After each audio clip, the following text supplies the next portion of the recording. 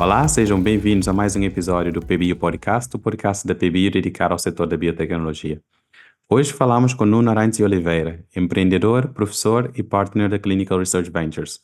O Nuno é doutorado em genética, com trabalho realizado na Universidade de Califórnia e apoiado pelo Programa Gulbenkian de doutoramento em Biologia e Medicina, tendo subsequentemente feito um pós-doutoramento no Instituto Superior Técnico. Fez ainda vários cursos executivos nas universidades de Harvard e California Berkeley. Em 2002, o Nuno fundou e foi CEO da ATGC Portugal, uma empresa dedicada à transferência de tecnologia. E mais tarde fundou a empresa biotecnológica Alfama, dedicada ao desenvolvimento de medicamentos, que foi eleita a melhor startup da Europa em 2005, tendo subsequentemente sido adquirida pela Proteris de Boston. Também foi fundador e dirigiu várias outras empresas, fundos e outras organizações. Nuno foi presidente da PBio de 2011 a 2015 e presidente do Comitê de Investimento do Fundo 200M. Atualmente ocupa várias posições, incluindo presidente do Conselho Consultivo do Oceano Fresco, empresa que ajudou a lançar, professor convidado na Nova School of Business and Economics, membro do Comitê Técnico de Investimento no Banco Português de Fomento e partner da Clinical Research Ventures. Nuno, muito obrigado por ter aceito o nosso convite. Parece. Vendo o seu currículo, o Nuno tem um currículo impressionante, fez muitas coisas, e eu queria começar por perguntar como é que o seu percurso acadêmico e também profissional influenciaram esse seu espírito empreendedor. Bom, espírito empreendedor é um conceito um bocadinho subjetivo e eu não sei se tenho mais ou menos que qualquer outra pessoa, mas se a pergunta é relativa ao que é que me fez lançar algumas empresas e outros tipos de organizações, hum, não sei, francamente não sei. Se eu tiver que definir algo no meu percurso que pode ter tido alguma influência nisso, foi o facto de eu ter vivido na Califórnia, na Bay Area de São Francisco, uma fase importante da minha vida, quando estava a fazer doutoramento, não pós-doutoramento, como foi dito, mas doutoramento. Portanto, eu tinha 20 e poucos anos e isto foi na viragem do século, do milénio, e portanto foi uma altura em que essa região, que é uma região com uma cultura empreendedora muito forte, talvez o fosse ainda mais, foi a época do dot-com boom. Portanto, ter vivido na Califórnia nessa altura pode ter sido um fator. Mas não sei, quer dizer, não tenho assim nada que eu possa. Eu não tenho provavelmente um percurso profissional, para responder diretamente à sua pergunta. O meu percurso profissional é coisas como lançar empresas e outras coisas desse género. Um, o facto de ter sido formado como cientista pode ter tido alguma influência, no sentido em que, ao fazer ciência, fazer investigação, uma pessoa percebe-se de que para que os resultados dessa investigação tenham algum impacto positivo na vida das pessoas, é preciso mais do que investigação, é preciso depois fazer coisas como, por exemplo, começar empresas. E, portanto, isso pode também ter tido uma influência, embora seja discutível, porque a maior parte dos cientistas não se tornam empreendedores. Portanto, a resposta é não sei. Talvez o facto de ter vivido na Califórnia tenha sido um fator. Ok, muito bom. De fato, é uma pergunta um bocado subjetiva, mas eu acho que podemos pegar por aqui. Uhum. Ah, uma das primeiras empresas que o Nuno fundou foi a TGC Portugal, que eu mencionei há pouco, é uma empresa de transferência de tecnologia. Isso foi em 2002. Vamos a falar numa altura, numa altura em que estamos na infância da biotecnologia aqui em Portugal. Por que que o Nuno decidiu, já agora, a TGC? Isso refere-se às bases do No DNA. caso do DNA, sim. Muito bom, excelente detalhe. Por que que o Nuno decidiu criar essa empresa nessa altura, ainda nessa altura da infância, digamos assim, da biotecnologia cá em Portugal? Bom, eu não criei a empresa sozinho. Na altura foi em Uhum. conjunto com outras pessoas, incluindo uma empresa que já existia em Portugal, nessa altura ligada à biotecnologia. A razão específica para o ATGC, que de resto foi um projeto muito pequenino, durou pouco tempo e foi muito interessante e gratificante e aprendi muito, mas foi uma coisa relativamente pequena, ou bastante pequena. Mas a motivação principal foi a noção de que, precisamente como eu estava a dizer, fazer ciência é uma coisa, transformar essa ciência em produtos em valor económico e social é outra. E sentíamos na altura que Portugal tinha feito um esforço muito grande como país a nível de investigação, um, investindo em ciência de várias formas, uma delas enviando pessoas como eu para fora para fazer doutoramentos, mas que era preciso dar o passo seguinte, que era, entre outros, transferir o conhecimento que gerado nas universidades para a indústria. E na nossa ótica, na altura, isso ia ser feito não tanto através de gabinetes de transferência de tecnologia em cada universidade que fossem generalistas, trabalhassem para todas as áreas. Nós achávamos que isso era, eu achava, que isso era um modelo difícil e continuo a achar, aliás, acho que em grande parte falhou. Mas no caso de Portugal seria mais inteligente fazer gabinetes transversais a qualquer universidade, ao país inteiro, e até para além do país, mas especializados numa área, neste caso nas ciências da vida e afins. Portanto, a motivação era essa, era transferir conhecimento produzido nas universidades para a indústria, nas cidades portuguesas, para a indústria mundial. Ok. O Nuno mencionou que o modelo de fazer gabinetes de transferência de tecnologia nas universidades que são mais generalista falhou. Em que sentido?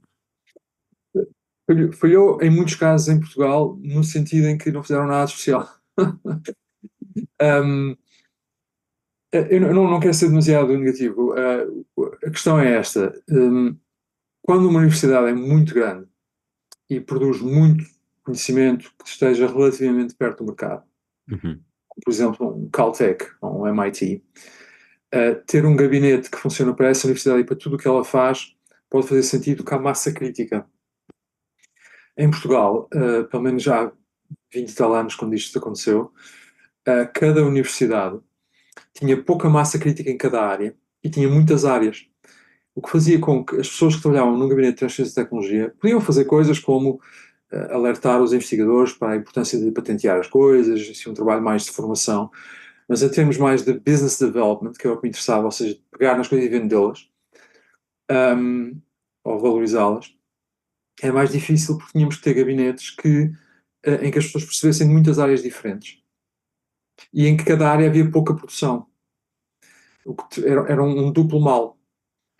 Porque as pessoas que lá estavam não conseguiam, não podiam, era impossível serem peritos em todas as áreas, porque os gabinetes eram, por necessidade, pequenos. E, por outro lado, em cada área era muito difícil encontrar coisas de valor porque a produção é relativamente pequena. E, portanto, nós achamos que era mais interessante fazer ao contrário, como aliás se fez noutros países. E essencialmente era isso. Eu não digo que o modelo de transferência de tecnologia dessa forma falhe como um todo, mas em Portugal, naquela altura, não funcionava. E não sei se alguma vez veio a funcionar. Ok. E agora como é que vê, pronto, já passamos um bom tempo desde a altura, mais de 20 anos, como é que vê nesse momento o mercado, digamos assim, da tecnologia aqui em Portugal e como é que uma empresa como a sua podia funcionar neste momento? Qual seria a dinâmica, digamos assim, com o mercado que nós temos atual? Já temos muito mais empresas, principalmente na área das ciências da vida, são empresas que estão, compreendo, têm melhor valuation, desculpa, não consigo encontrar a palavra em português, comparado com empresas que estavam nessa altura, como é que seria a dinâmica de uma empresa de transferência de tecnologia nesta altura aqui em Portugal? Bom, antes de mais, devo dizer que depois desta empresa, várias outras empresas do género foram formadas. Eu Uhum. até tive, enfim, ligado levemente, indiretamente a algumas, e enfrentaram algumas dificuldades. O que o ATGC queria fazer na altura, como eu disse, era transferir conhecimento das universidades para a indústria mundial. Hoje em dia, o cenário seria diferente. Aliás, eu às vezes, quando se fala deste assunto, digo que o ATGC começou um bocadinho antes do tempo, o que pode ser uma forma de dizer que podia ter corrido melhor, mas pronto. Um, de facto, hoje os desafios podiam ser diferentes e talvez menos agudos, no sentido em que há mais ciência de boa qualidade, ou talvez de outra forma dizer, seja ciência com a aplicabilidade mais óbvia no mercado, em vários setores, incluindo nas ciências da vida. As coisas evoluíram. Há também uma muito maior, agora também para usar um termo em inglês, awareness, uma maior consciência ou consciencialização dos cientistas e das entidades, organizações académicas para a importância de fazer isso. Já houve um historial de criação dos tais gabinetes nas próprias universidades que também criou mais consciência do problema e, portanto, hoje o país está muito mais preparado para esse tipo de coisas, sem dúvida nenhuma. No entanto, por várias coisas a que eu tenho estado ligado ao longo dos anos em Portugal, vejo que alguns dos problemas não foram ainda ultrapassados, ou seja, estaríamos numa melhor posição para uma empresa dessas, mas continuaria a fazer mais sentido lançar uma empresa dessas noutro país, francamente. Porque de facto ainda há uma grande atomização da ciência, relativamente pouco dinheiro distribuído por muita gente e com pouca garantia de que vai continuar a existir, e pouca orientação para a resolução de problemas, mais do que o aumento de conhecimento, que também é importante, obviamente. E, portanto, ainda é difícil em Portugal, seria difícil em Portugal, montar uma empresa que fosse um sucesso do ponto de vista financeiro, a fazer transferência de tecnologia nas ciências da vida. Ainda há pouca massa crítica concentrada, e outros problemas que podemos falar, talvez, em resposta a outras perguntas. Mas claramente que seria mais fácil agora. E na altura fizemos algumas coisas interessantes. Houve um licenciamento a uma empresa chinesa, etc. Portanto, e as coisas são sempre um desafio, não é? Se não fossem, não tinham piada. Portanto, estaríamos melhor. Sim, hoje. Bem, se calhar vou fazer um segmento para uma outra empresa para desenvolverem um bocadinho mais nessa parte dos desafios Uhum. que as empresas têm neste momento aqui em Portugal. Portanto, como tinha mencionado no início, o Nuno também fundou a empresa, perdão, Alfama, Uhum. que subsequentemente foi adquirida pela Proteris. Um bocadinho de dificuldade de saber se é assim que se pronuncia essa palavra ou não, Proteris. E na altura o Nuno conseguiu fazer levantamento de capital, 10 milhões de euros, que me parece pelo menos 10 milhões de euros, porque depois também houve levantamento de financiamento da parte da União Europeia de a volta de 4 milhões de euros, se eu não estou em erro. E esse valor, nessa altura, parece-me um valor muito grande. Como é Sim. que, como é que o Nuno conseguiu fazer esse levantamento? Eu estou a ter em conta, porque estamos a ver agora as novas empresas que vão surgindo aqui em Portugal, e os valores conseguem fazer esse valor ainda, mas estamos a comparar com 20 anos atrás. Como é que o Nuno conseguiu fazer esse levantamento na altura? Ou a sua empresa conseguiu? Bom, nós estamos a falar de coisas que passaram há muito tempo atrás. Eu, Sim. eu nunca olho para trás e na verdade, não me lembro de algumas coisas. Ok, normal. Eu tenho a sensação que a Alfama até angariou bastante mais que 10 milhões. Acho que Sim, foram sim. mais que isso. Mas ahm, na altura, o que eu me lembro, já foi há muito tempo, é que eu me sentia muito pequenino em relação àquilo para onde eu olhava, que era fora de Portugal. Eu não estava a olhar para Portugal, havia muito poucas coisas e ainda há. E de facto, se calhar na altura a Alfama, sim, é capaz de ter sido a empresa desta área que angariou mais dinheiro e também de um portfólio mais diverso de investidores, não era só o Estado, havia uma grande presença do Estado nas rondas de investimento das empresas portuguesas. A Alfama tinha investidores privados, etc., e estrangeiros de outros países. Mas a minha sensação era um bocado o contrário. O que eu pensava mais era que as empresas com que eu me comparava, na Califórnia, ou em Boston, ou em Londres, estavam a angariar rondas muito maiores. Enfim, a angariação de capital é só um meio, não é um fim, mas é algo que nos diz que, comparativamente, podemos estar em desvantagem. E, portanto, se me pergunta como é que eu fiz, como se fosse uma coisa muito boa. Eu não sei bem como responder, porque na altura eu achava é que não estávamos a conseguir tanto como os outros. Que não eram concorrentes diretos, mas outras empresas do setor com que nos comparávamos, ou que pessoas que eu admirava ou gostava estavam a lançar. Acho que talvez o facto de termos conseguido arranjar algum capital para essa empresa, depois para muitas outras que eu tive envolvido, tem sempre a ver com a credibilidade das pessoas. O projeto, obviamente, é importante, mas é sobretudo a credibilidade das pessoas, o currículo, a forma como conseguem contar a história e convencer os investidores que vão conseguir, que conta. É isso que determina tudo. E o que limita pode ser a falta disso, ou então pode ser o contexto económico local ou mundial. No nosso caso, na Alfama, um grande problema foi que, se eu bem me lembro, numa fase crítica da agregação de capital, surgiu uma recessão mundial. Pois. 2009, 2010, e portanto isso depois teve repercussões diretas e indiretas que foram muito difíceis, e mais difíceis ainda estando num país como Portugal, que se dizia que ia sair do euro e não sei o que, essas coisas todas.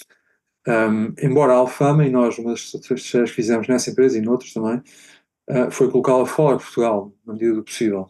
Uh, mas não conseguimos totalmente, ou não quisemos, e portanto tivemos algumas dificuldades aí. Portanto, eu vejo muito mais a angariação de capital que fizemos na Alfama como tendo sido menos do que desejado, do que como tendo sido algum feito especial. Seja como for, eu acho que, bom, o Nuno saberá isso muito melhor do que eu. Para mim, eu fico impressionado porque, comparando com o que nós temos agora, esse feito nessa altura parece-me impressionante. Talvez isso diga mais sobre o que se passa agora, ou o que não se passa, Uhum. do que Tam- sobre o eventual mérito meu ou de outros, na altura. Também creio que sim. Na verdade, eu queria pegar nisso porque o Nuno escreveu um artigo na Diário de Notícias, foi já há coisa de 2 anos, quase 2 anos. Um ano e tal, em que o Nuno fala sobre 20 anos de biotecnologia aqui em Portugal e faz uma comparação, por exemplo, entre Portugal e outros países aqui da Europa e passo a citar. O Nuno diz a comparação com países de dimensão semelhante como Bélgica, Suécia ou Áustria é avassaladora em termos da nossa progressão em biotecnologia. E também menciona, ainda no fim desse parágrafo, que possivelmente não haverá neste momento nenhuma biotech portuguesa com valorização acima de 20 milhões de euros. Pronto, e já foi 2 anos atrás, imagino que agora se calhar estamos numa situação um bocado diferente, porque tivemos há pouco tempo Cellmabs, por exemplo, que fez um negócio aparentemente bilionário com a BioNTech através da transferência de, de terapias para o cancro. Vendo esse percurso desde o tempo da Alfama, estamos a falar nos inícios de 2000 para agora, em termos de o número de empresas, na altura nesse artigo, por exemplo, o Nuno mencionava que em 2002 tínhamos meia dúzia de empresas, eram dirigidos a part-time, portanto, era uma coisa um bocadinho diferente que nós temos agora. Depois temos essa progressão 20 anos depois. Como é que o Nuno faz essa comparação da evolução das empresas que tivemos na altura com as que temos agora? Também mencionou no artigo, desculpa estar a demorar muito tempo nisto, mencionou no artigo que não temos nenhuma empresa com um fármaco no mercado, e acho que ainda continuamos a não ter. Queria só que o Nuno Hum. fizesse um panorama de Hum. cá para lá em termos da evolução no setor da biotecnologia. Muito bem, eu não vou defender esse artigo, porque mais uma vez não me lembro do que é que escrevi. Enfim, eu lembro geralmente, mas não fui lê-lo agora para rever. E como diz, se foi há 2 anos, com certeza que houve uma evolução, tem sempre havido uma evolução. Se me pede uma comparação, ou como é que eu vejo a evolução, eu diria que a vejo como positiva, mas insuficiente. Um, se a minha preocupação for a biotecnologia em Portugal, que não é, já foi, mas neste momento não é, eu continuaria apreensivo, porque o problema é um bocadinho sempre o mesmo. é que tem havido evolução, e muitos de nós temos tentado participar nessa evolução e contribuir para ela de várias formas. A PBio tem feito o seu papel, obviamente. Há uma evolução que é positiva, mas também há uma evolução nos outros países. Quer dizer, o setor, ainda por cima, um setor como a biotecnologia, está sempre a evoluir. E o que eu não vejo é que a evolução em Portugal tenha sido mais rápida do que nos países para os quais devíamos olhar. Há países que, se olharmos, será que temos uma cooperação positiva, mas aqueles para os quais eu acho que devemos olhar, como os exemplos que mencionou no artigo, eles têm evoluído mais rapidamente. Portanto, eu acho que, em alguns aspectos, isto é são muito lata, não é? Portanto, a minha impressão, e eu aqui devo fazer um parênteses para dizer que eu neste momento não tenho particular conhecimento do que é o setor da biotecnologia em Portugal. O que me desqualifica um bocadinho, se dá para esta entrevista, mas eu estive muito ligado ao setor durante muitos anos, tinha empresas em Portugal de biotecnologia, porque fui presidente da PBio, etc. Mas já há bastantes anos esta parte, que o que eu tenho quanto atividade profissional de negócios em Portugal são coisas menos ligadas à biotecnologia, e tenho, de facto, coisa de investimentos de biotecnologia fora de Portugal. E há uma razão para isso, que devemos discutir. E, portanto, eu não sou o maior conhecedor ou o mais atual conhecedor do estado das coisas em Portugal. Vejo que há casos interessantes, não sei se há negócios bilionários, quer dizer, bilionários em biotecnologia, quando estamos a falar de biobugs, pode ser muita coisa, não é?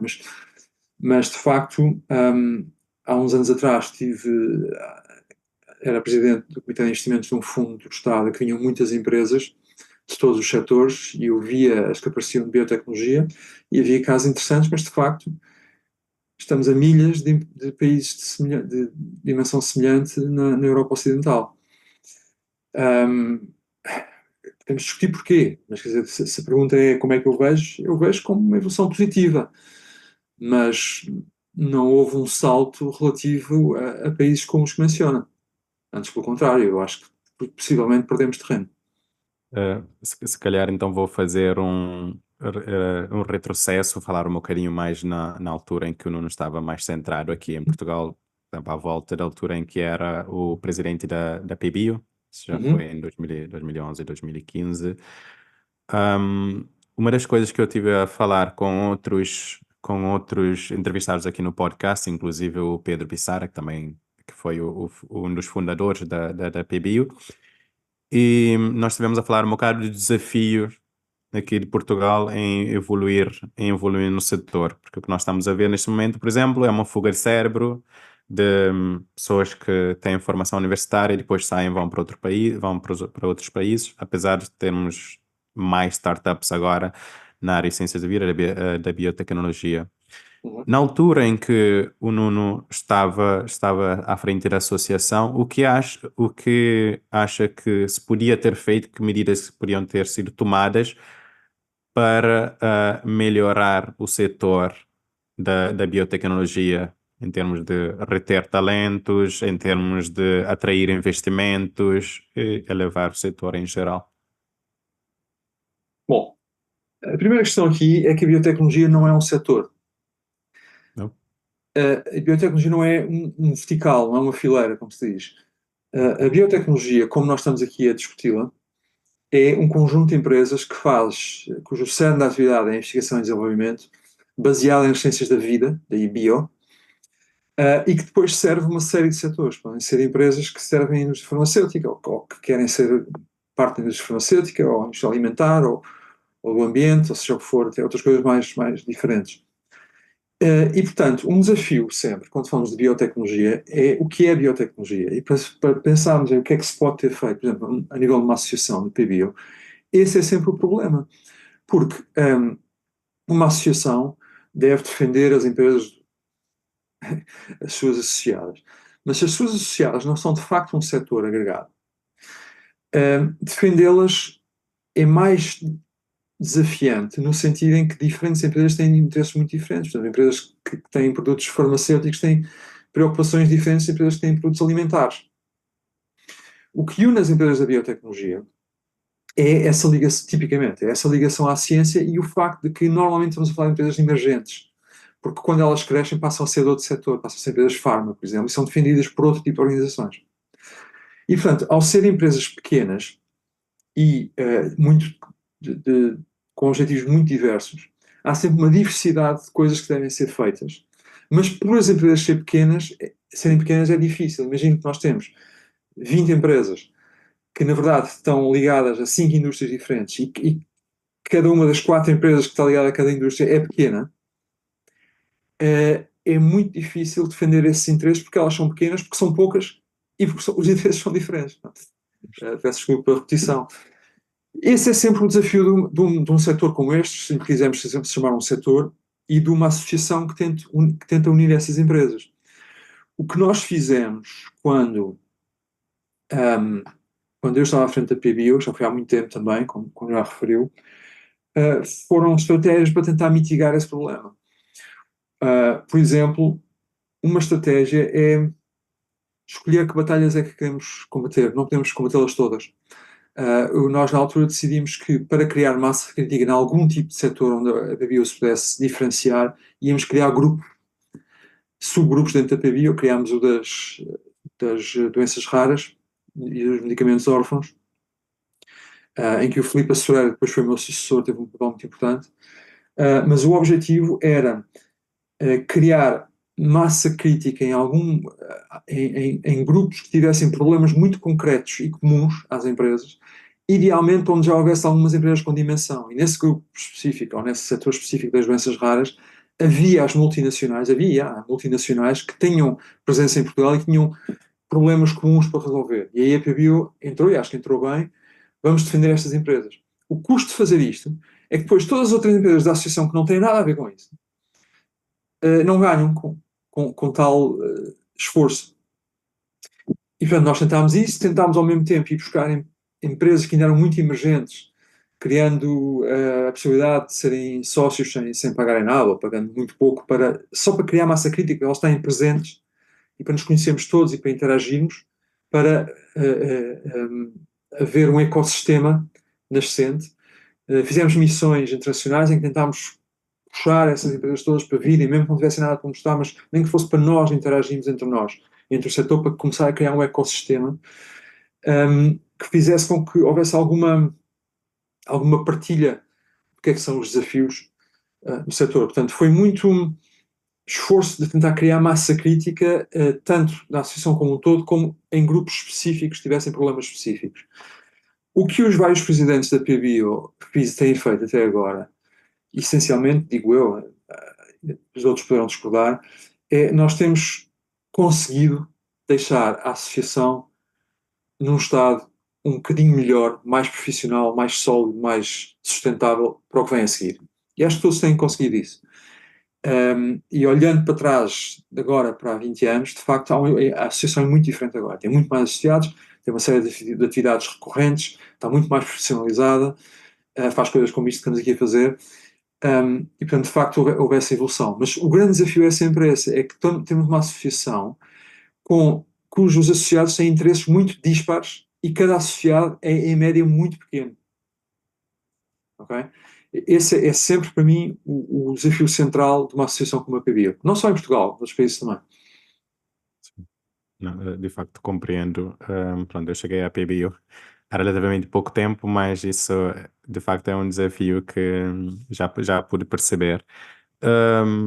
Não tenho certeza qual é o ritmo de crescimento da biotecnologia. Pronto, queria chamar setor, mas se calhar temos que rever esse Não, termo. pode chamar de setor, é um setor um bocadinho especial. Pronto, então vou usar o setor neste momento. Não sei qual é o ritmo de crescimento do setor neste momento, por isso não sei até quando nós continuaremos a ter esse desafio de tentar representar todo um setor onde temos empresas completamente diferentes e que são basicamente nichos. É, Acha? o problema, entre aspas, o desafio, é que o que tem acontecido em alguns outros países é que há subsetores que ganham muita massa crítica por razões históricas ou outras, ou porque há um caso de sucesso que leva tudo atrás. Uhum. Por exemplo, nos nórdicos, na Finlândia, por exemplo, e na Estónia, tem havido uma grande progressão a nível de medtech, no caso da Estónia, de genómica, no caso da Finlândia, de coisas como medtech e medicina à distância, que é um bocadinho distante do que chamamos biotecnologia core, mas enfim, está Uhum. relacionado, Sim. porque tem a ver com o historial industrial desses países. Um, Outros países terão tido, sei lá, em Israel, vamos muito mais para a biotecnologia aplicada à parte alimentar. Uhum. Portanto, tudo tem a ver com a história e o contexto dos países. Portugal não tem tido, historicamente, um setor, subsetor, se quisermos chamar assim, que se distinga e que não só cresça em si, mas depois ganhe massa crítica para possa levar os outros atrás. Uma oportunidade aí pode ser, e algumas pessoas defendem, o que nós chamamos de biotecnologia azul, ou seja, que vai buscar os recursos marinhos. Porquê? Porque aí Portugal tem um fator distintivo, nem que seja pela dimensão, que é o mar, o oceano. Enquanto noutras áreas, sei lá, na biotecnologia tradicional, entre aspas, aplicada à farmacêutica, o que é que nós temos que é particularmente competitivo? Não temos. Podemos ter casos competitivos, mas como país não temos nada que nos distinga. Um, e, portanto, mas nessa área de biotecnologia azul, e pode haver outros, há uma oportunidade latente de se conseguir, por haver recursos globalmente competitivos em Portugal, pelo menos à partida, podemos de facto criar um subsetor da biotecnologia que seja ele próprio competitivo, crie massa crítica mais rapidamente e puxe todo o setor. Mas ainda está para acontecer. E uma pergunta curiosa daqui a 10 anos vai ser: aconteceu ou não? Pois, pois, nesse momento temos algumas empresas que já começam a surgir na área da biotecnologia azul, inclusive Oceano Fresco, da qual o Nuno faz parte. Só para concluir esta parte do setor e da PBU, uma das coisas agora que está emergente é a utilização da inteligência artificial. Pronto, temos empresas aqui que já utilizam inteligência artificial e machine learning já há muito tempo. Por exemplo, é o caso da Silicon Life, que já tem quase 15 anos nessa área, utilizando inteligência artificial para desenhar processos mais eficazes de fermentação. Temos também a empresa do Pedro Pissarra, a Criseia, que também está a utilizar a inteligência artificial. Temos a PicMed, que é uma empresa mais na área da MedTech, não é tanto biotecnologia core, mas, como disse, está ligado. Acho que combinando essas empresas sobre a mesma umbrella, mesma guarda-chuva de inteligência artificial, seria uma forma de criar força, por assim dizer. Depende. O que cria força é unir as empresas com base em algo que as faça enfrentar desafios semelhantes. Hum. Normalmente, isso tem a ver com o mercado e não com a tecnologia de base. Aliás, a tecnologia de base, grosso modo, na biotecnologia é já a mesma. Uhum. Agora, acrescentar coisas como inteligência artificial, até ficaria mal não falar nisso, não é? Mas, na verdade, isso é a tecnologia de base. Normalmente, os desafios das empresas têm mais a ver com o mercado a que se dirigem. Por isso é que um desafio de uma empresa farmacêutica é muito diferente do desafio de uma empresa um, alimentar. Se me disser, não, mas por razão A ou B, as empresas que trabalham com inteligência artificial enfrentam desafios comuns, nos quais uma associação pode fazer a diferença, talvez. Mas se não for esse o caso, essa aglutinação de empresas com base no facto de usarem uma determinada tecnologia pode ser completamente artificial. Até porque é uma tecnologia que eu diria que, quer dizer, é tão transversal que vai ter que ser usado por imensas empresas, de imensas áreas diferentes. O que é que vai de facto uni-las por usarem esse tipo de tecnologia ou por dizerem que usam, também fica bem. Não sei, devido. Não tenho a certeza, podem dizer que sim. O grande desafio que une as empresas de biotecnologia, se estivermos a falar de startups, que é o que estamos aqui a falar na maioria, são coisas como acesso a capital. Isso sim une-as, ou une muitas delas, não todas. Aí é que me parece que estão os desafios, mas aí lá está, como une-as a todas, não estamos a formar um subgrupo. Não é tão fácil como isso. Eu pensaria duas vezes em simplesmente ir atrás de um buzzword, por mais importante que seja, como AI, e dizer, não, agora vamos criar um grupo AI. Um grupo AI, quer dizer, também me querem inscrever, eu posso pensar em várias empresas em que eu estou envolvido, que deviam ou já estão a usar a AI de diferentes maneiras. Mas isso une-as com as outras em termos dos desafios que querem enfrentar? Não me parece. Muito obrigado por esse insight. Para terminar esta parte, no nível mais acima, ou num outro nível, na verdade, mais, digamos, administrativo, eu diria assim, uma das preocupações que alguns dos entrevistados aqui no podcast têm apresentado é a definição de uma estratégia para o setor da biotecnologia aqui em Portugal. E a minha pergunta é como é que a PBU podia ser um interveniente nessa definição da estratégia de biotecnologia nacional? A PBO não devia ser interveniente, a PBO devia ser a entidade que define isso e que marca a agenda e que Ok. fala chegar a quem for que seja relevante, começar pelos governos e a indústria já estabelecida que pode participar nesse processo. Portanto, o papel da PBO tem que ser preponderante e, pelo menos enquanto eu estive envolvido, tanto como presidente como chairman e como membro da direção, fez muitas coisas nesse sentido, inclusivamente papéis white papers que foram levados aos diferentes dirigentes, etc. Portanto, a BIU tem que fazer. Um, Agora, claro que a dificuldade é sempre a mesma. O que é que une o setor? Como é que pode haver uma estratégia para um setor que se dirige a tantas coisas diferentes? Hum, Eu acho que a estratégia do setor terá sempre muito a ver com a estratégia para empresas emergentes de base científica. Um, É difícil a PBO, ou seja, quem for, ter uma estratégia para um setor que vai desenvolver fármacos e que também vai desenvolver produtos alimentares e que também vai usar a AI para resolver problemas de, sabe, de segurança alimentar, seja o que for, que é tudo que a biotecnologia pode fazer e muito mais.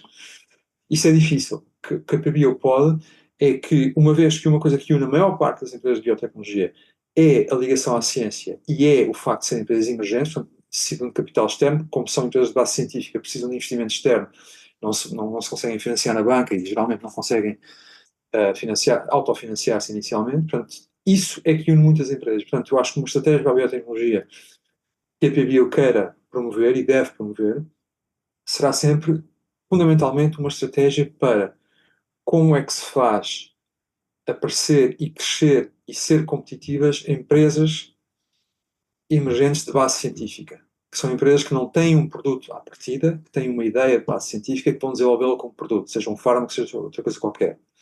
E, portanto, isto tem sempre muito a ver com empreendedorismo, com promoção de inovação, com um, investimento em fases precoces, early stage, como se costuma dizer, e como é que um país, seja o Estado, sejam outros intervenientes, não ser só o Estado, também é uma boa ideia, pode promover isso. Para mim, a estratégia da biotecnologia passa mais por isso do que do que pelo setor ou setores propriamente ditos. Okay? Mas sim, acho que a PBO é isso, e sempre foi a entidade que deve promover isso. Muito obrigado por esse insight. Galera, ainda apanhava um bocadinho nesse novelho, porque, como mencionei no início, o Nuno é professor associado convidado, professor convidado associado na Nova Business School, desculpa, aonde Nova School of Business and Economics, perdão, aonde ensina empreendedorismo, science-based entrepreneurship. Estou a tentar ver como é que se traduz isso para Portugal. Empreendedorismo ligado às ciências. Vamos com esse termo. Uhum. Eu vou fazer uma pergunta. Isto, se calhar, vai ser um bocado subjetivo, porque não sei se o Nuno fez alguns estudos sobre isso ou não. Sobre qual é o estado atual do empreendedorismo baseado em ciência no país, de acordo com o que o Nuno vê dos alunos que ensina e também imagino, outras universidades com as quais possam ter alguma cooperação. Como é que está, dificuldades em formular essa pergunta agora? Bom, eu lamento estar sempre do contra, mas tenho só que fazer uma correção. Eu não gosto muito do termo ensinar empreendedorismo. Eu Ok. faço umas aulas de uma cadeira que se chama Science-Based Entrepreneurship and Innovation, e não é Uhum. por acaso que estou a dizer em inglês. Um, e que parte de um princípio muito simples, mas que talvez seja interessante discutir neste contexto, que é, fala-se imenso de empreendedorismo e inovação. E muitas vezes, enfim, qualquer escola que se preze, não só de gestão e de economia, mas também escolas de engenharia, etc., tem hoje em dia os seus cursos de empreendedorismo, os seus programas, mas não muito frequentemente é estabelecida uma diferença que me parece óbvia, que é que não é a mesma coisa lançar uma empresa com base em uma descoberta científica e lançar outro tipo de empresa. Empreendedorismo não é sempre a mesma coisa. O que se deve dizer às pessoas aquilo que elas devem saber ou estar preparadas para, não é o mesmo para um doutorado que fez uma invenção no laboratório que pode levar a uma cura para o cancro daqui a 15 anos, versus um jovem que está numa garagem com 16 anos e está a desenvolver uma app qualquer do novo videojogo. São coisas totalmente diferentes. Têm algumas coisas em comum, mas são diferentes. E, portanto, o princípio do qual parte esta cadeira que eu estou a dar na nova SBE, e também umas teses que oriento, é de que é lançar-se uma empresa que se baseia numa descoberta científica é diferente, requer talento e capacidades diferentes, skills, requer pessoas diferentes, requer uma preparação diferente em relação ao que se deve saber, a que tipo de expertise deve haver na empresa, aos ciclos de desenvolvimento de produto, porque geralmente parte-se de algo que só vai ser um produto no futuro e vai demorar algum tempo, das necessidades de capital, de quem são os investidores, tudo isso é diferente. E tudo isso é comum a grande parte da biotecnologia, não só, também em outras áreas. Por isso é que é relevante para aqui. E, portanto, a minha perspectiva é simplesmente dar a conhecer, mais do que ensinar, enfim, dar a conhecer alunos, que neste caso são, já fiz isto também para alunos de doutoramento da parte científica, mas neste momento na nova SBE faço para alunos que são de gestão e economia, que lançar uma empresa com base em ciência é diferente e é interessante pessoas com a formação deles aprenderem isso. E faço não tanto ensinando diretamente, mas partilhando experiências minhas, como estamos aqui a fazer, e também de outros convidados que trago, que trabalham noutros setores também baseados em ciência. Portanto, esse é o ponto de partida. O que é que isso me diz ou me informa sobre como é que esse conceito está em Portugal? Nada. Por uma razão interessante que é, eu nas minhas turmas praticamente não tenho alunos portugueses. Por exemplo, agora tenho uma turma de 50 alunos em que tem se cá dois portugueses. A maior parte são alemães, italianos, franceses, nórdicos. E, portanto, eu vejo muito bem como é que eles pensam e como é que agem.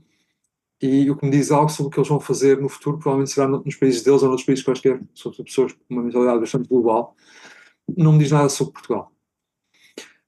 A não ser que, de facto, eu convido algumas pessoas para dar essas aulas comigo, que são empreendedores e investidores, e por uma questão de conveniência, convido pessoas que estão em Portugal e que eu conheço bem, e vou vendo por essa via, mas também por muitas outras, o que é que se faz.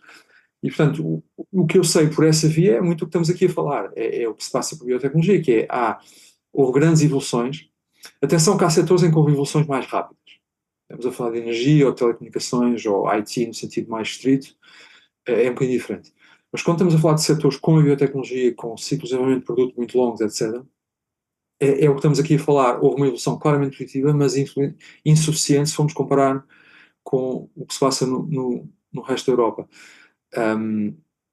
Mas eu não sei isso dos meus alunos quase nenhum são portugueses, e mesmo os que são portugueses são tipicamente pessoas, ia chamar miúdos, não quero ser paternalista, são pessoas que a seguir vão para outro sítio qualquer, não estão a pensar necessariamente no que é que se passa em Portugal, que em si é uma lição. Se calhar a melhor maneira de ajudar Portugal nestes setores é não pensar tanto em Portugal, pensarmos em fazer as coisas bem, seja onde for.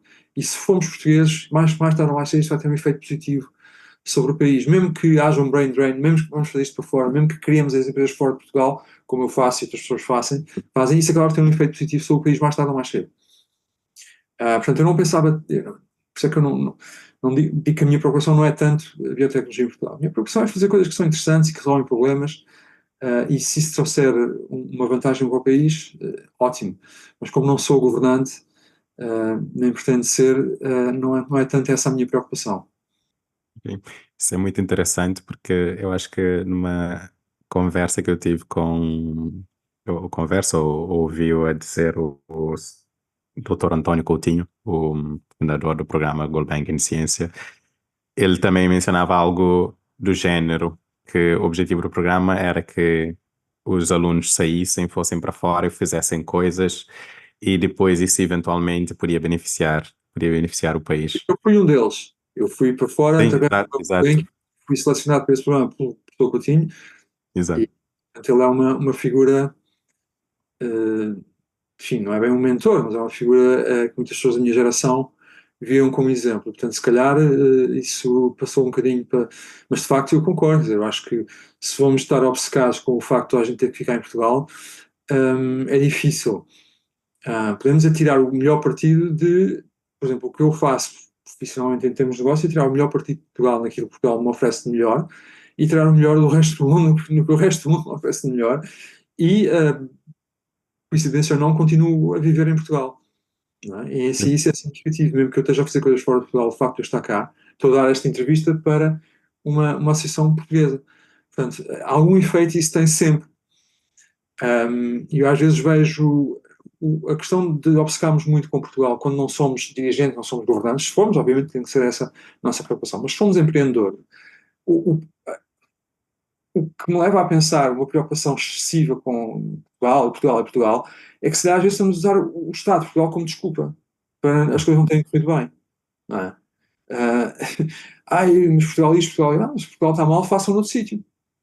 O que é que vos impede? Somos tudo, tipo, não há fronteiras, não é? Principalmente pessoas destas áreas, que são pessoas com formação avançada, falam todos bem inglês e outras línguas, etc.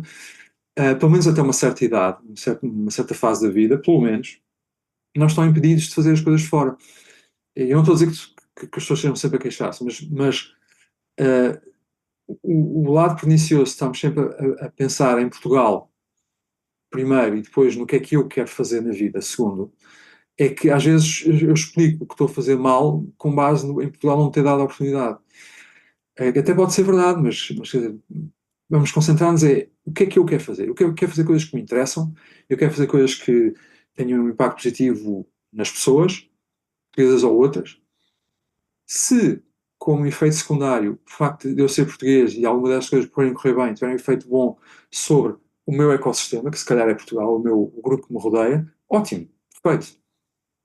E tenho muito prazer em falar sobre isso, mas às vezes as coisas invertem-se um bocado, não é? Estamos a falar demasiado sobre o país e menos sobre como é que eu faço as coisas bem. Eu concordo plenamente com essa filosofia. Se calhar também sigo para falar sobre um dos seus últimos empreendimentos, o Clinical Research Ventures, que por acaso também está fora de Portugal. Ahm, Queria que o Nuno explicasse brevemente o que é esse empreendimento e porque é que decidiu criar. Certo. CR Ventures, CRV, Uhum. Research Ventures, é um fundo de investimento que tem a particularidade de investir especificamente em empresas que estão a fazer ensaios clínicos e investe de uma forma muito específica, que é entrando em parceria com entidades que executam os ensaios clínicos, portanto, chamados CROs, Contract Research Organizations, e as próprias entidades clínicas, hospitais, clínicas, etc., entra em parceria com elas de uma forma que essas entidades tornam-se parceiras do fundo. Sem entrar em enormes detalhes, isto foi pensado, como sempre, com base numa oportunidade, que é a seguinte: no desenvolvimento de coisas como fármacos, não só também diagnósticos e vacinas, etc., ou até dispositivos médicos, mas sobretudo olhamos para o exemplo dos medicamentos. Como todos sabemos, o desenvolvimento de medicamentos é um processo muito longo, que custa muito dinheiro e que tem uma série de fases, algumas delas com um risco associado muito elevado, o que significa também que se passa essas fases, por exemplo, a fase 2 de ensaios clínicos, o valor do ativo, neste caso, nova droga, novo medicamento, dispara. E, portanto, do ponto de vista de investimento, o desafio é como é que se consegue investir cedo, em uma fase em que a empresa tem valorizações relativamente baixas, e, portanto, podemos ter uma fatia do bolo significativa, ajudando os empreendedores, mas também diminuindo o risco que vem a seguir, nomeadamente as fases iniciais clínicas. Ora, uma das razões porque as drogas falham em ensaios clínicos é a natureza, não é? Há coisas que simplesmente não funcionam, Mas o que talvez seja menos discutido é que também, sobretudo com startups, o que acontece muitas vezes é que os ensaios clínicos falham por razões muito mais operacionais. Porque o CRO dá mais atenção à Big Pharma do que à pequena startup que ele está a contratar, porque há dificuldades de recrutamento que podem vir de dificuldades de articulação entre as clínicas, os sítios clínicos e os CROs, porque o CRO é incompetente, porque, etc. Dá dificuldades, ou a empresa fica sem dinheiro a meio do ensaio, porque o ensaio está a demorar mais tempo do que era previsto. E a ideia surgiu de se investir em empresas que estão a fazer precisamente isso, estão a fazer ensaios clínicos de fase precoce, que se funcionarem aumentam drasticamente o valor da empresa. Portanto, investir em empresas que estão a fazer isto, mas de uma forma mais segura, anulando ou diminuindo o risco de falha operacional. Então, a forma como nós estamos a fazer isto é fazendo parcerias com CROs e clínicas que têm muito bom historial em determinadas áreas, portanto as chances de sucesso são maiores, e que ao fazer isto connosco tornam-se parceiras do fundo, o que significa que se a empresa correr muito bem, elas vão ganhar no futuro. Se a empresa amanhã for vendida por 500 milhões, a empresa que foi nossa parceira, o CRO, por exemplo, que foi nosso parceiro nesse investimento, ganha. Ou seja, o fornecedor do serviço clínico tem um interesse direto no sucesso futuro da clínica, da empresa, peço desculpa. Isto é um bocadinho mais complexo que isto, há enfim, uma série de variáveis que depois têm que ser controladas, mas na essência, CR Ventures pretende ser um novo tipo de fundo que, ao ter associações com instituições que fazem ensaios clínicos com muito bom historial e dando-lhes os incentivos certos, tornam muito mais provável o sucesso desses ensaios clínicos. E, portanto, de resto, opera como um fundo de capital de risco normal. Cada investimento fica com stock, com ações nas empresas, portanto é um investidor de equity. E pronto, enfim, há outros pormenores que eu posso seguir, mas pronto, essencialmente é um fundo um bocadinho diferente e que pensamos nós poderá investir em negócios de altíssimo potencial de valor futuro com um risco um bocadinho mais baixo.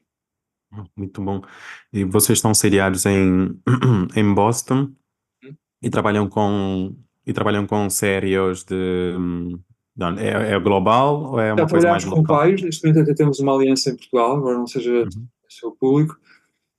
Temos trabalhado com vários. Historicamente houve uma aliança inicial com uma organização de origem húngara que operava no centro e leste da Europa.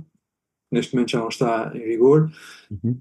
Um, uma coisa importante também é que isto é um grupo de 3 pessoas que não temos investidores externos, portanto não temos nenhuma obrigação de investir nem de dar retorno a ninguém, é totalmente autónomo e, portanto, também desse ponto de vista é um fundo um bocadinho diferente dos fundos de capital de risco que estamos habituados a falar. E opera de forma global, sim. Os investimentos que fizemos até agora foram todos os Estados Unidos ou Europa, mas teoricamente podiam ser onde quer que fosse.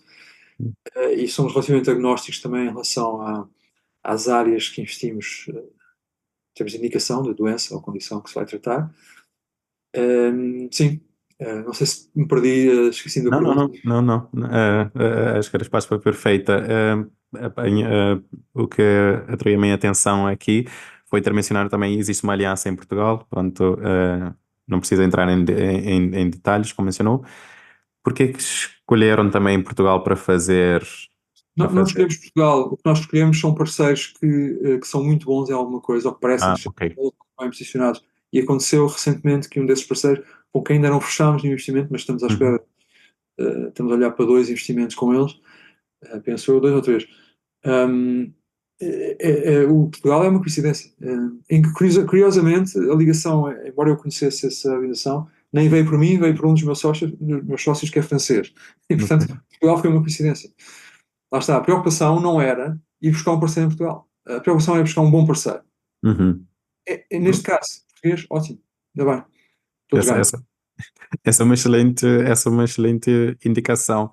Há pouco tempo, na verdade foi ano passado, se eu não estou em erro, a revista Pharma Boardroom entrevistou várias personalidades aqui em Portugal, inclusive o presidente da PBio, sobre o estado dos ensaios clínicos aqui em Portugal. E também mencionaram, já houve um bocadinho de evolução, mas ainda há muitas dificuldades, há muitos desafios, principalmente por causa da regulamentação, acesso a pacientes para se fazer os ensaios. Por isso eu acho muito interessante que tenham escolhido, nesse caso, o Nuno mencionou, foi o seu parceiro que introduziu essa sugestão. Portanto, eu acho que é uma Sim, boa se eu olhar indicação. para Portugal, vejo imensos desafios. Se olhar para este parceiro em particular, obviamente que há desafios, mas também vejo, por exemplo, que eles parecem ter uma capacidade de recrutamento excelente em determinadas áreas, e é isso que me interessa. Boa, muito bom, perfeito. Só mais duas perguntas para terminarmos, que já estamos aqui a delongar um bocado, mas a conversa tem sido fantástica e muito, muito informativa. Uma primeira pergunta, um bocado subjetiva, um projeto ou dois, muito interessante, que o Nuno tenha trabalhado e que achou que era muito interessante, seja que razão tenha sido. Bom, eu só trabalho em alguma coisa se achar muito interessante. Ok, Hum, Portanto, é difícil responder a essa pergunta. Depende, os projetos são interessantes por razões diferentes. claro. CR Ventures é interessante porque pode ser um novo modelo de investimento para uma área em que o investimento é tipicamente difícil, desafiante. A Oceano Fresco é interessante porque é uma empresa com uma mentalidade científica num setor tradicional e em que Portugal se pode distinguir, neste caso é a cultura de bivalves. Uhum. Um, as empresas que falou inicialmente eram desafios completamente diferentes. Eu tenho uma série de outras coisas, tenho, por exemplo, sei lá, tenho uma clínica, são desafios todos muito diferentes e a única razão por estar envolvido neles é porque são interessantes. Portanto, é difícil escolher um. Para responder à sua pergunta, talvez passou-me pela cabeça dizer-lhe que eu há pouco tempo estive envolvido, eu acho que isto é público, portanto não há problema a dizer, estive envolvido num projeto que ainda não se, digamos, não se concretizou, mas que estava a ser planeado e que me parece muito interessante. Eu falo nele não por ser mais interessante que os outros, mas porque é um projeto que ainda pode vir a acontecer e, portanto, que tem a ver com algo que falámos antes, que é a biotecnologia azul. A fazer de Portugal ou um dos grandes hubs, como se diz, mundial em biotecnologia azul. É um projeto que estava a estar na cabeça de uma série de pessoas e que me pediram para estar envolvido de alguma forma e que era muito interessante, com a diferença de que ainda não se concretizou e eu espero que se venha a concretizar de uma forma ou de outra. Portanto, fica aqui a deixa para, se falarmos daqui a uns tempos, lembrarmos se aconteceu ou não. E esse é muito interessante, pode ser um fator diferenciador pela área em que está e também para o país, se esse for o nosso interesse. Muito bom. Ficamos então combinados para uma próxima entrevista. Hum? Uma última pergunta. O Nuno mencionou um bocadinho, em geral, sobre isso quando falou sobre a sua função como professor na Nova Business School, School of Business and Economics. Tem algum conselho em particular que deixaria para pessoas que querem fazer empreendedorismo na área da biotecnologia? Seja Ah, onde for. Tenho. Não façam. Ok. Ah, e a razão para eu dar este conselho é muito simples, mas pode não ser óbvia. Eu digo não façam, porque se o fizerem, tendo ouvido pessoas dizer não façam, provavelmente estão no bom caminho. Ok. Portanto, o meu conselho é não façam. Porque Muito se eu disser não façam e mesmo assim fizerem, provavelmente é a indicação de que acreditam no que estão a fazer, mais do que simplesmente estarem a fazer lançar empresas, seja o que for, só por fazer. Que é o que não devem fazer. Portanto, o conselho é não façam. muito bom. Um excelente conselho. Muito obrigado por isso. Nuno, muito obrigado por esta conversa que foi mesmo, como eu disse, muito informativa. acho que há muitos insights aqui que nós podemos tirar, não só na PBI como os nossos ouvintes. Portanto, muito obrigado. Ora, essa foi Alison. Um prazer. Até breve. Até breve. Aos nossos ouvintes, muito obrigado por escutarem e até ao próximo episódio.